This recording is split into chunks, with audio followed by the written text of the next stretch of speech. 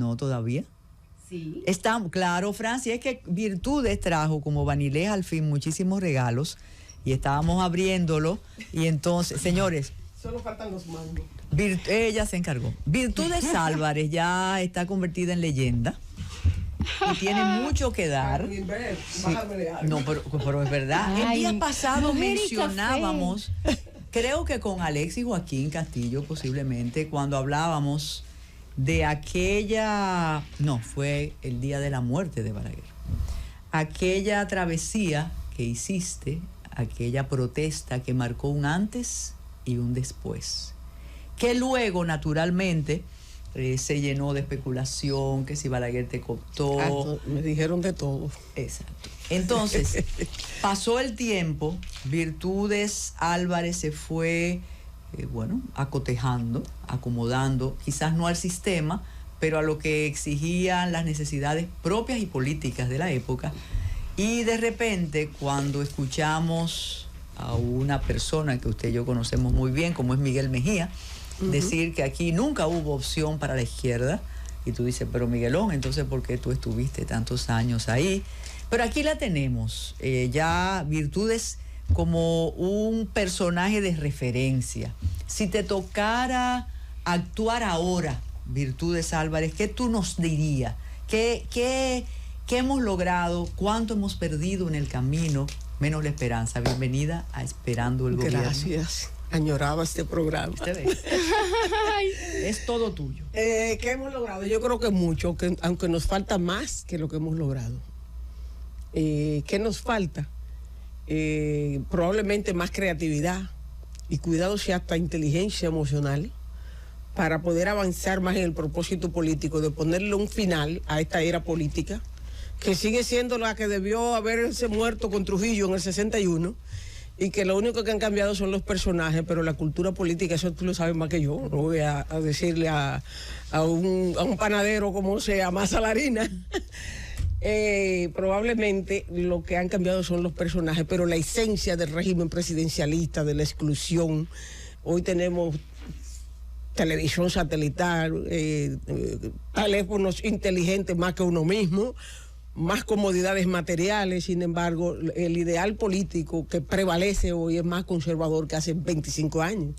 Entonces, por eso es necesario, nosotros insistimos, en la necesidad de articular todo lo que sea posible articular para que, sin que nadie renuncie a lo que piense ni a lo que es, porque tenga identidad con el fondo, poner un fin a una era política que debió haber terminado el 31 de mayo, el 30 de mayo de 1981. Pero eso es un deseo, pero hemos avanzado. Incompleta todavía, nos falta mucho. El caso particular de las mujeres y de la democracia y las conquistas de las mujeres son casi como muestras gratis todavía. De esas que le dan a uno en los salones, en las farmacias, en los consultorios médicos. Es decir, y sí, para aquí, para la piel, para el pelo, ¿verdad? Muestra gratis. Después que te atrapan con la muestra gratis, tú terminas en el laboratorio comprándolo por cajas. Entonces pasa lo mismo con los derechos de las mujeres. ¿Hemos avanzado? Sí, es verdad, pero, y ahí viene el pero, todos tenemos derecho a participar y a ser elegidos y ser elegidos. Algunas tienen más derecho que otras, son más iguales que otras frente a la ley y la Constitución, porque hay todo un régimen político electoral que está definido de tal manera que si tú quieres entrar en vía contraria, contrario a esa lógica, entonces tú no cabes. Y por eso es necesario, no es que nos hemos equivocado, sino que probablemente nos ha faltado mejor aprovechamiento del tiempo, más militancia de calidad para avanzar más, para estar un poco más hacia el frente. Pero además de la esperanza, como tú dices, no solo la esperanza, nos queda voluntad. Porque la esperanza, tú eres poeta, ¿verdad? La esperanza es como algo tan abstracto, tan para si se puede, como la utopía, no, voluntad para avanzar. Esa voluntad sin esperanza no funciona. Es una articulación de una moneda de doble cara. Esperanza y voluntad para hacer cosas, para hacer más. Virtudes, en los 80, la ironía de José Israel Cuello decía que la izquierda se había dividido tanto que de la línea roja quedaba solo un punto. Fuera la definición de una línea que era una sucesión de puntos. Sí. La verdad que las divisiones en la izquierda han sido más traumáticas que las divisiones en la derecha, porque en la derecha después se dan unos abrazos y se hacen unos acuerdos, pero entre la izquierda hay poco que ofrecer, si no es la cooptación. Vete tú con tal agrupación, el otro con otra. Ya está descartada la posible unidad entre lo que queda de la izquierda dominicana. ¿Te refieres al 2024? Sí. Yo creo que no. Pero a propósito del tema de la izquierda, es verdad, no solo la izquierda aquí se divide, y también los partidos de derecha. Se divide más que la izquierda incluso. Sí, pero ellos tienen una negociación. No, que como ellos son el poder, claro, lo resuelven con el presupuesto nacional. Pero aquí se dividen hasta los grupos de WhatsApp. ¿Tú no te has dado cuenta de eso? Y más ahora que se puede hacer comunidad. O sea, oye, Carmen, los grupos de WhatsApp se dividen. Yo he estado en un grupo de WhatsApp del cual incluso fui fundadora de uno y lo lloré con lágrimas, valga la redundancia, que de repente estoy en otro grupo y somos los mismos que estamos en el anterior. Y yo digo, ¿y qué pasó? Y dije, no, porque ahí entró fulanita, entonces yo fundé otro. Entonces, no es solo los partidos de izquierda. Y busca financiamiento, sí. No lo dudes. Entonces no es solo la izquierda orgánica, porque la izquierda no somos nada más lo que estamos los partidos políticos organizados, que nos reunimos en un comité, en una célula, como se llame. Hay más personas, más dominicanos y dominicanas de sentimiento de izquierda y que son izquierdas, que están fuera de los partidos, de cualquiera, que los que estamos organizados. Pero te voy a poner un caso que rompe esa lógica. El 20 de junio de 1980 se fundó el Partido Comunista del Trabajo, PCT. Charles Mejía fue su fundador. Tiene 43 años constituido y no se ha dividido nunca. Eso es un ejemplo también de lo que debe ser. ¿Por qué ese de Charles y de Dulce? No, Dulce nunca ha sido del partido. No, es verdad. Dulce nunca ha sido del Partido Comunista. Ella es Rafael y un alma de Dios, digámoslo así.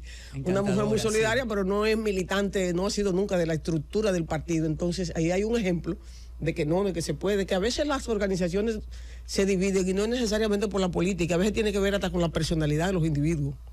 Y a veces hasta por el estado de humor de uno, que agarra su mochila y se va y forma otro.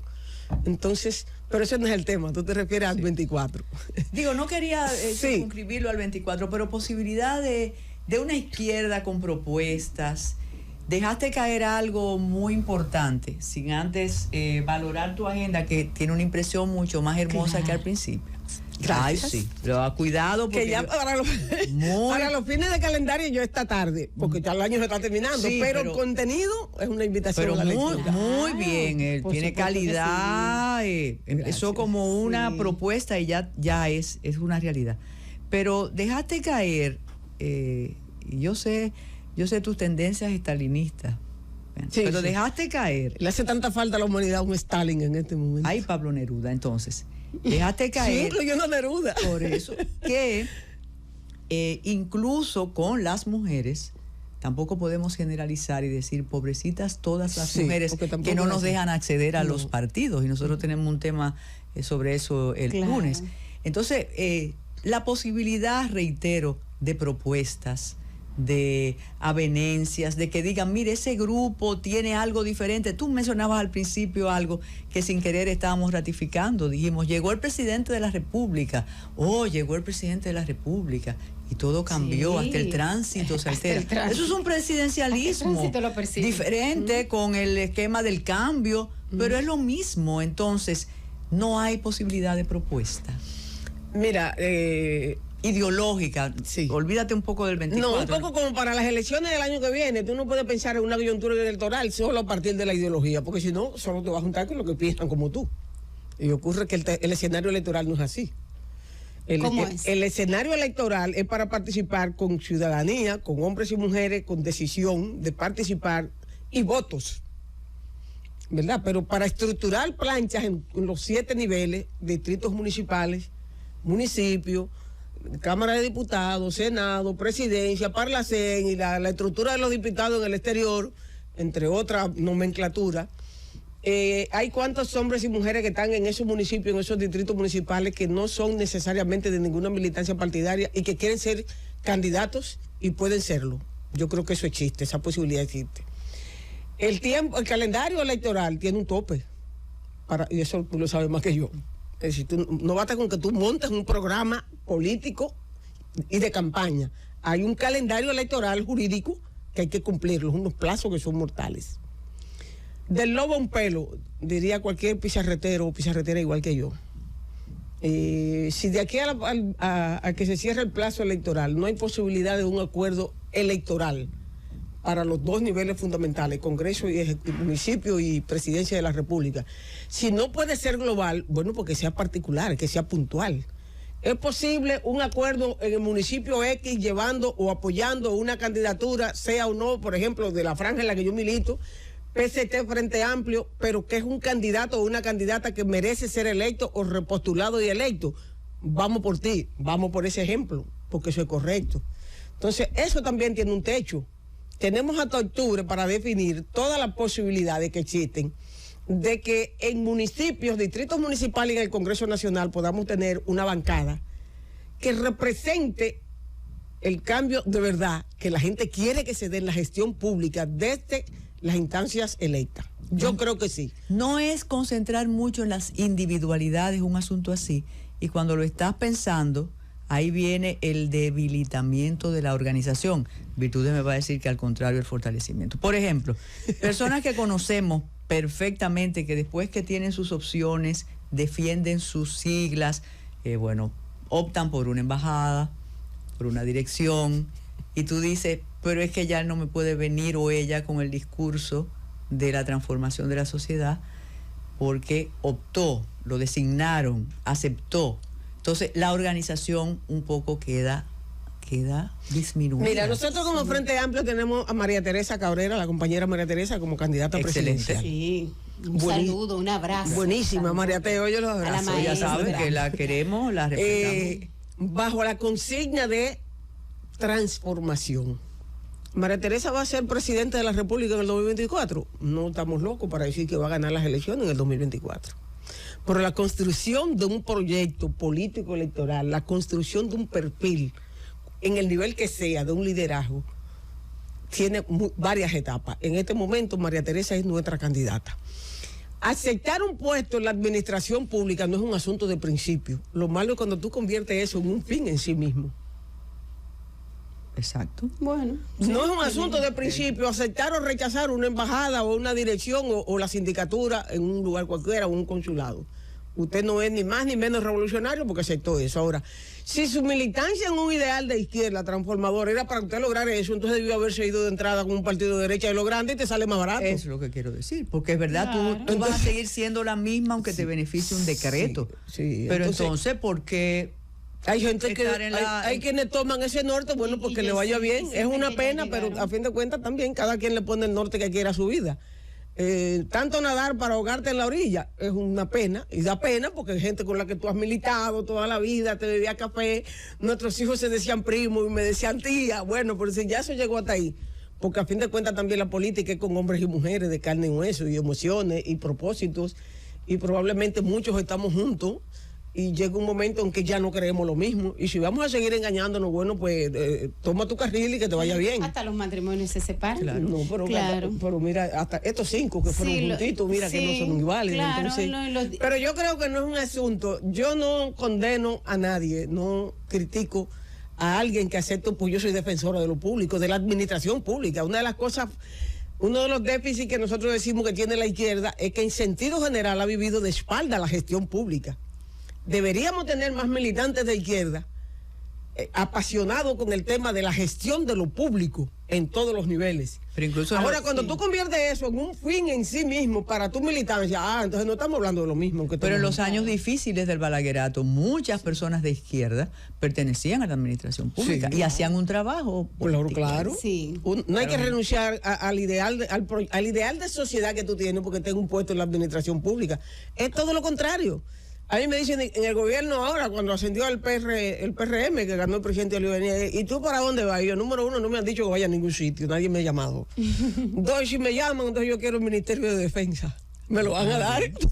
Te puede asesorar. Entonces, ¿por qué no? Hemos tenido mujeres ministras el punto de no defensa. es si tú estás o no estás en una posición pública. Ojalá todos los militantes de izquierda tuviésemos la vocación de la gestión pública que la realidad del Estado y la sociedad dominicana demanda. Claro. Yo quiero hacer una pregunta. Ahora yo quiero como cambiar el güey. ¿Quién es Virtudes Álvarez?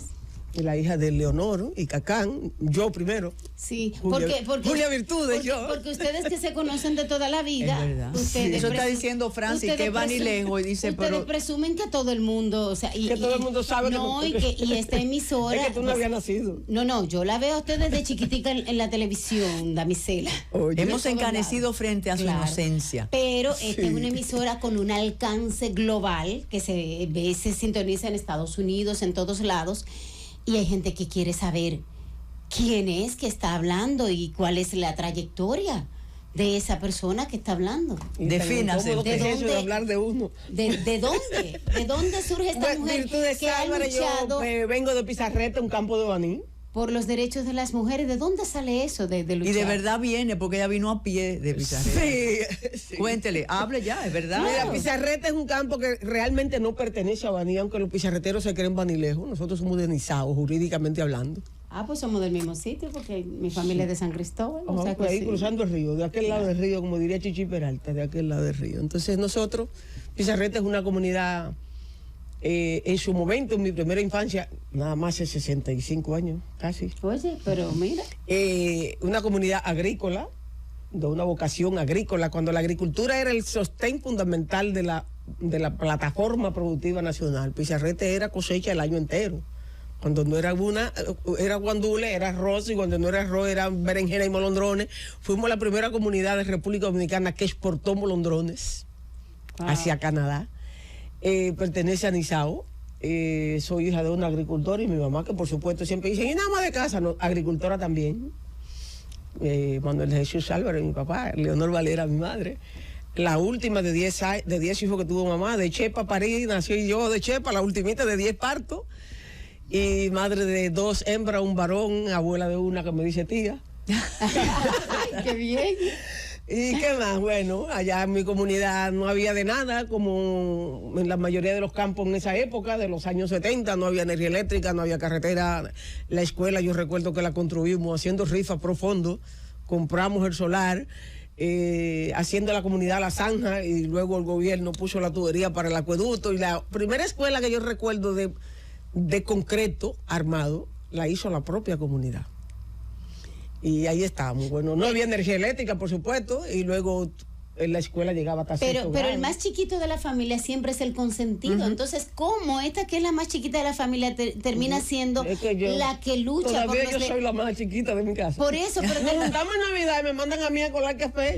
Una vieja ya, Virtudes, debe colar café. Y yo, ¿qué pasó? Yo tengo 62 y ya yo no soy la más chiquita, mandan los nietos. ¿Y cómo la consentida es la que termina protegiendo los derechos de las mujeres? Mira, lo que pasa es que mi papá a mi papá le gustaba mucho la política, a mi mamá también, pero mi mamá era muy vertical, mi mamá las cosas un poco como que eran blanco y negro. Mi papá era un dirigente comunitario en el patio de mi casa materna, donde ahora sí, ya nos dio un hilo. Sí, claro. Ahí se fundó la cooperativa de productores de arroz de Pizarreta, Roblegal, Las Varillas. Ahí se fundó el Centro de Madre Rosa Duarte. Ahí se fundó, en el patio de mi casa, en la ramada del patio de mi casa, se fundó la Asociación de Agricultores Sagrado Corazón de Jesús. Yo era del coro de la Iglesia Católica, aunque Julito, el director, no me dejaba cantar, porque desafinaba. Virtudes, no cante. Entonces, esa vida comunitaria. Mi papel era, junto con Marisa, mi prima, agarrar el letrero en las presentaciones que decía Coro Sagrado Corazón de Jesús. Ninguna de las dos cantábamos. Pero estaban en el frente. Éramos del coro, hay fotografía de 11, 12 años con el letrero ahí, Coro Sagrado Corazón de Jesús. Luego, la escuela llegaba hasta 6º grado. Cuando uno pasaba al 7º, había que ir a Baní. Pero no era el Baní cercano que uno siente ahora que llega en 7 minutos. Había que salir a pie a la carretera, a la autopista Sánchez, a pedir bola para llegar al liceo a las 7:30 de la mañana, porque yo soy de la promoción del plan de reforma. Yo me gradué en Reforma, que iniciaba la docencia a las 7:30 de la mañana y terminaba a las 1:30 de la tarde, que había que volver de tarde a estudiar taquigrafía y mecanografía, porque había que aprender a escribir a máquina. Eso era un... Todo esto estamos hablando de una figura con 70 libras, No, yo tenía menos. Mi peso la recuerdo así. Mi peso, en ese momento del bachillerato, mi peso era quizá 60, 65 libras. Ay, Dios mío. Entonces me gradué del bachillerato en Baní, luego me matriculé en la UAS. Ahí vino la historia. Ahí yo comencé en la UAS. ¿Tus padres te dejaron venir a la UAS? ¿Y qué? Sí, no, en mi casa siempre hubo un interés Para la muy... educación. Mi hermana mayor, Estela, que vive en Washington, se graduó de licenciada en una licenciatura en contabilidad en la UAS en el año 75-76. En mi casa siempre hubo pasión de mi mamá y mi papá porque uno estudiara. Entonces viniste a estudiar aquí a la UAS. Estudiaba en la UAS. Pedagogía, mención, desarrollo agrícola y rural, que era ciencias agrícolas. Los egresados de esa carrera teníamos la posibilidad de ser técnico agrícola o ser maestros o maestras. Nunca entendí por qué esa carrera, bueno, lo entendí después. Sacaron la carrera del pensum. Cuando quebraron la plataforma productiva nacional, ya nada más la UAS y la UNFU tienen agronomía. Las otras universidades no tienen esa carrera, ni a nivel técnico ni de ingeniería. Por política dejé la carrera, por asumir responsabilidades políticas. No, pero ¿quién te enganchó? ¿A dónde te inscribiste por primera vez? Claro. Mira, pero muy fácil. Mira, en Baní yo era dirigente del FEFLAS en el liceo. Yo era del Frente Estudiantil Flavio Suero. Pero claro. Cuando se fundó la Federación Nacional de Estudiantes Secundarios, yo fui candidata a la Secretaría General de la PENES, del Comité Municipal. ¿Cómo qué edad tenía en ese tiempo? 16, 17 años. Yo me enganché porque eso era lo que yo quería hacer desde el principio, pero mi mamá no me dejó. Yo quería estudiar periodismo. Mi mamá me decía, ¿tú lo que quieres es que te maten? Y yo decía, no, mamá, yo quiero trabajar en Radio 1000. Eso o en Noti Tiempo, o en radio, en ese momento. Claro. ¿Cómo yo voy a querer que me maten? Eso es lo que tú quieres, que el viejito ese te mate. No estudié periodismo porque por presión de mi mamá. Pero entonces yo trabajaba, yo leía los comerciales en Radio Baní. Pues siempre te gustó esto, sí. Comunicación. Yo recuerdo que mi primer salario cómodo, así de cabina, fue un anuncio de la ferretería de Fernando Herrera, propiedad del hermano de Rafael Herrera. Herrera Cabral. Sí. Y luego un anuncio de la famosa, Peralia Industrial La Famosa. Eso y las Tres Rosas, los dulces Tres Rosas. 50 pesos era todo el dinero del mundo, claro, nos pagaba La Famosa en el anuncio. Entonces yo era la que leía los anuncios. Guandules La Famosa. Sí. De todos los productos de La Famosa. Además, sí. Por cierto, en mi barrio comercial, los mejores de todo el país. Regionalista. Entonces, ¿quién te inscribe en la izquierda? Porque entonces, fui dirigente del Sindicato Nacional de Trabajadores de la Prensa, que entonces periodista profesional. Yo fui de la fundadora de la filial en Baní. Cuando vengo a la capital, por supuesto que entro al FEFLAS. Sigo del liceo al FEFLAS de la UAS, que ya era otro FEFLAS, era otra dimensión de la vida y de los derechos negados de los estudiantes. Ay, y conquista también. Y después, demasiado bueno. Yo no entro a política propiamente en la capital hasta que no vengo los otros días en el 88. Yo no vivía en la capital. Yo vine a vivir a la capital cuando me casé en el 88, 87. Navidad del 87. Vengo a vivir a la capital. Y ocurre que al año, ahí mismo, pasando la Navidad, estaba el conflicto de Citracode contra la privatización. Claro, ahí fue que los embates contra el sindicato. Y recuerdo que me tocó hacer mi primera declaración pública como frente a 800 trabajadores. Yo me estaba muriendo del frío y calor al mismo tiempo en la CDE. Y salimos de ahí a una marcha y luego vino la conferencia de los accionistas populares. Yo fui delegada. Apresaron al compañero del Consejo de Unidad Popular, Isidro Torres, que era el secretario general, y yo era la de organización, y cuando lo apresan, yo tengo que ser vocera de la rueda de prensa, pero yo tengo un mes viviendo en la capital, mes y medio. ¿Te asustaban los carritos? Que ya yo no me sabía ni las rutas de los carros públicos todavía. Y entonces ahí me correspondió asumir esa militancia de otra dimensión aquí en la capital, que no era la de la Federación de Mujeres de la Región Sur, ni la del Centro de Madre Rosa Duarte, ni del FEFLAS de Baní. Y ahí mismo se plantea el paro nacional cívico de marzo de 1988. Me toca ser vocera porque a Isidro Torres lo habían desaparecido, no sabíamos dónde estaba. Hubo 16 o 17 días que no se sabía si estaba en Barahona, en Samaná, en Monteplata o dónde. Me tocó ser vocera de una protesta y de un paro que me cambió la vida, y aquí estoy, que no era esto lo que estaba en la agenda. Exactamente. Mira, entonces fue todo muy rápido así, no sé si... Digo, rápido no, eso... Virtudes. ¿Recuerdas el piropo de Balaguer? Hay piropos y piropos. Cuando te mencionó en un discurso. Sí, claro, lo recuerdo. Díselo a las nuevas generaciones. ¿Y qué tú sentiste cuando él dijo eso? Cuando Balaguer dio esa declaración, hizo ese discurso, yo estaba en un camerino de 13. Pero cuéntenos, porque yo estaba muy chiquita. Yo estaba con María Elena Núñez, que iba a un programa, me estaba maquillando para ir al programa al aire con María Elena Núñez y Wilfredo Alemani. Señores, ¿cuántas personas que hemos vivido? Un abrazo a María Elena, donde quiera que esté. Un abrazo. Entonces usted estaba maquillándose. Me estaba maquillando porque íbamos al aire, porque al día siguiente, o 2 días después, iba a una huelga.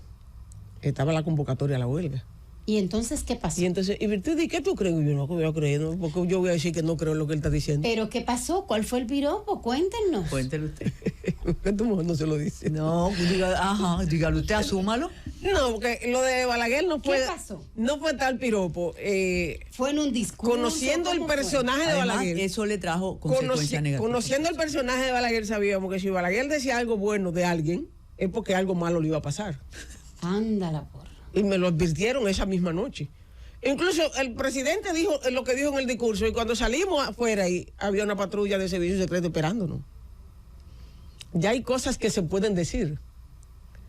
Pero esa noche no nos detienen a nosotros gracias a la caballerosidad de Wilfredo Alemani y de María Elena. Y actuaron con... Y yo dije, no, pero si hay que salir, yo no puedo quedarme a dormir aquí en un camerino de TV13. TV13. Pero cuéntele a Carolina. Entonces, fue una declaración un poco con el propósito de generar un ruido en comunicación. Digo, esto es bueno de ti, cuando tú estás en contra de esto, porque digan, pero mira, se vendió, mira lo que dijo el presidente. Esa es una posibilidad, ¿verdad? La otra posibilidad, hipótesis, es que de verdad él creyera eso. Pero si lo creía, estaba equivocado, porque dijo, virtud de esa mujer etérea. Falso, ¿cómo que etérea yo? Flaquita, por eso insistía. Flaquita, que tiene una debilidad por los pobres. Hasta ahí estuvo bien, eso era verdad. Sí. Un sentido de pertenencia, de identidad. Y yo soy eso. El que me quiere querer me tiene que querer como yo soy. Y usted estaba viendo en la pantalla, eso sigue la otra parte. Sí, entonces un poco como todo eso, al otro día, la noticia entonces no era el paro, la noticia era lo que Balaguer dijo de virtudes. Quiere decir que lo logró. Claro. El propósito no era, ya en la primera plana, por suerte no había redes sociales como ahora, ¿no? Eso no existía. La noticia del discurso del presidente no fue la respuesta a la demanda del movimiento popular, sino lo que dijo de virtudes. Logró desviar la atención. Pero él dijo más, complétalo, por favor.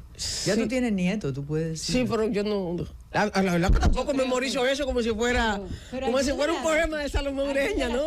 Pero lo importante, y Virtudes sabe de comunicación y de estrategia, que el objetivo era eso, pero tuvo consecuencias negativas para la historia. Muy negativas. Eso fue además cuando él dijo en una ocasión que en el Partido Comunista estaba la flor y nata de la intelectualidad dominicana. Sí. Eso fue terrible. No, cuando dijo lo que dijo de Otto. Él manda a matar a Otto Morales, que por cierto se cumplió hemos celebrado un acto el pasado domingo de conmemoración de su vida y de su legado. Y él que lo manda a matar dice, la izquierda dominicana ha quedado acéfala después de la muerte de Maximiliano Gómez y ahora con la muerte de este muchacho joven, tan inteligente, el mismo asesino, el mismo que lo mató. ¿Tuviste un encuentro personal con Balaguer después? Bueno, en reuniones de política, de paros y movilizaciones y discusiones, claro. ¿Te sedujo, te encantó su personalidad? En absoluto no. Es que yo vengo de un hogar de ADN antibalaguerista. Eso era imposible para mí. Era imposible para mí. Yo no era santo de mi devoción. Ni en política, ni en nada. Bueno, esto ha sido la primera parte, claro. Apenas. Y bueno, pero para concluir, ¿cuánto falta para que República Dominicana tenga una mujer a cargo de los destinos del país? Tremenda pregunta, hasta yo quiero la respuesta. Eso en el calendario de la historia. ¿Cuánto falta para que estemos listos como calendario sociedad? de la historia y de la política no es el calendario romano. No funciona así. No, yo no digo de fecha, sino de que estemos listos como sociedad. Yo pienso, nosotros pensamos que hay muchas condiciones. Y le pregunto porque hay muchas condiciones para más espacio negados a las mujeres dominicanas, que nunca hemos dejado de luchar, nunca. Pero en las mesas presidenciales siempre o no hay ni una silla o hay porque una hay ocupada por mujer. una cultura machista, autoritaria, patriarcal, que niega derecho a las mujeres, niega derecho a los pobres, niega derecho. Hay un estigma. Y que nos controla el tiempo, el otro programa que ha llegado. Gracias, Virtudes. Ya terminamos. Increíble. ¿Y cuándo vuelvo? Esperando el gobierno y llegó el gobierno. Buenas tardes Claro que sí, y nos vemos esto tiene que mañana. volver.